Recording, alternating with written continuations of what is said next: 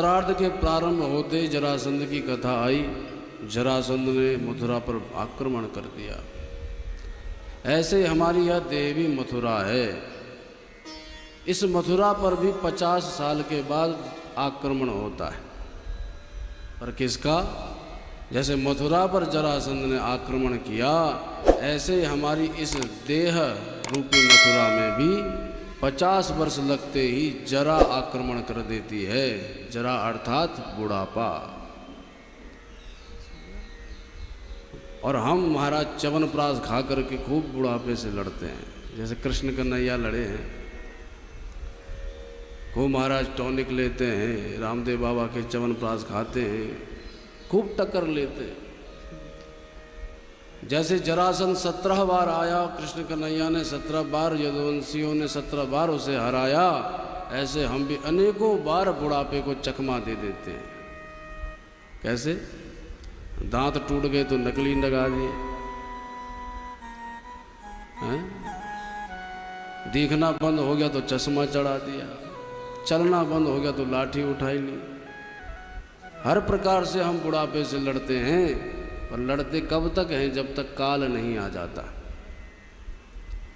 जरासंध जब 17 बार आया, भगवान ने हर बार हराया, पर जब 18वीं बार काल यवन आया तो भगवान को भी भागना पड़ा। ऐसे मथुरा पर, इस देह पर भी आक्रमण हो रहे हैं। प्रतिक्षण हम बुढ़ापे की ओर बढ़ रहे हैं। आक्रमण होते जाते हैं, पर हम सोचते हैं अरे देख लेंगे अगली बार आना। पर महाराज जब जरा अर्थात बुढ़ापा काल को लेकर के आता है, मृत्यु को लेकर आता है, तो फिर इस हृदय रूपी भवन से भगवान को भी भागना पड़ता है, आत्मा को जानना ही पड़ता है। काल से कोई नहीं लड़ सकता। जैसे कन्हैया को भागना पड़ा, हमको भी इस देह का त्याग करना ही पड़ता है।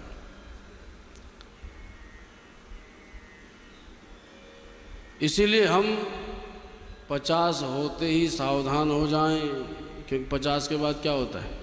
51, 52, 53, 54, अर्थात 50 के बाद वन लगना चालू हो जाता है। 51, 52, अर्थात संकेत है कि अब तो वन में चला जा, अब हो गई तेरी जिंदगी पूरी। पर हम कहाँ समझते? हम तो अड़े रहते हैं। 60 साल की उम्र हो जाती है, पर तब भी हम टिके रहते, तो तब भी संकेत मिलते हैं, पर हम नहीं समझते। हम तो नेत्र बंद करके बैठ जाते हैं। 60 हुए, फिर आया 61, 60 कहते मूर्ख को, ए मूर्ख अब तो चला जा। 61, 62, 63, 60 आते हैं, पर हम तब भी नहीं समझ पाते कि अभी हमारे जाने की तैयारी है। 61 से चालू 70 आया, अब तो हाथ से गाड़ी निकल गई। फिर भी हम घर में ही मोह पास बांधे रखते हैं। फिर संकेत मिलते हैं 71, 72, अरे तर जा। तो तब भी कहाँ खोपड़ी आती है। सने सने हमारी देह समाप्त होती चली जाती है, और हमारे हाथ में फिर अंत में कुछ नहीं आता पछताने के अतिरिक्त। और तब हम रोते हैं, घबराते हैं। क्यों? क्योंकि भजन तो कभी किया ही नहीं। इसलिए सावधान होने की बात है कि 50 साल होते ही फटाफट अपनी जिम्मेदारियां निपटाना शुरू कर दो और वन की ओर प्रस्थान करो।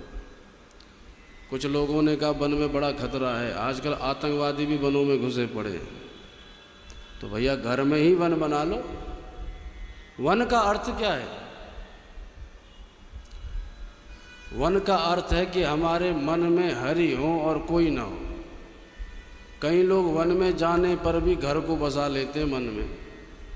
यहाँ से खूब यात्रा करी, बद्रीनाथ जाएंगे, पर अलकनंदा के जल में नहाते हुए सोच रहे मेरा पोता क्या कर रहा होगा, मेरी बहू क्या कर रही होगी। मन तो घर में लगा है। तो वन में जाने पर भी मन हरि में लगेगा, ये कोई जरूरी थोड़ा ही है। मन जब हरि में लग जाए वही आपका वन है। आप घर में भी वन बना सकते हो, सब जिम्मेदारियां निभा रहे हो, लेकिन मन में दिन भर अपने गृहस्थ को ही मत सोचते रहो देवी जी क्या कर रहे होंगी। बाहर से जैसे ऑफिस से घर आए, देवी जी दिखी नहीं तो अपने बेटा से बोले, चिंटू मम्मी कहाँ है? अब चिंटू कहता पापा पापा अभी बाहर गई है। तो ये कहता है उसको क्यों जाना था? अब उसको बेचैनी हो रही क्योंकि देवी जी घर में नहीं है। अरे जब चिंटू की मम्मी बाहर गई है तब तक तू भजन कर ले। तो भजन नहीं करना है इसको। हमें तो प्रति क्षण सावधान रहना है कि कैसे हम भजन करें। गृहस्थ में तो भजन का समय नहीं मिलता, और यदा कदा मिल भी जाए तो भी हम गृहस्थ के ही चिंतन में लग रहे हैं। पतिदेव परदेश चले गए तो अब दिन भर पति की चिंता हो रही, खाया होगा कि नहीं खाया होगा, सोए होंगे कि नहीं सोए होंगे। अरे वो चले गए, उनकी रक्षा हो रही होगी। जिस परमात्मा ने घर में उनकी रक्षा करी वो आगे भी तो करेगा। तुम्हारे सोचने से कुछ थोड़ी हो जाएगा। तो तुम्हें क्या करना चाहिए? पति चले गए हैं तो अब तुम भजन करो ना घर में बैठ करके। पर नहीं, भजन तो हमको भी नहीं करना है। इसलिए सावधान, प्रति क्षण सावधान रहो। कैसे मिले मौका, कहाँ मिले मौका। कथा हो तो भाग पड़ो, कीर्तन हो तो दौड़ पड़ो, लेकिन जिस कथा में जाकर, जिस कीर्तन में जाकर के आपको प्रभु से प्रेम न हो उसमें मत जाना। क्योंकि आजकल कथाएं भी बहुत हो रही है। आजकल कथा के नाम पर व्यथा परोसी जा रही है। कथा कम हो रही है, घर की बातें ज़्यादा चल रही है। इसलिए सावधान रहो, कहीं व्यथा ही तो हमारे जीवन में नहीं आ रही है, कथा आनी चाहिए। बोलो भक्त वत्सल भगवान की जय।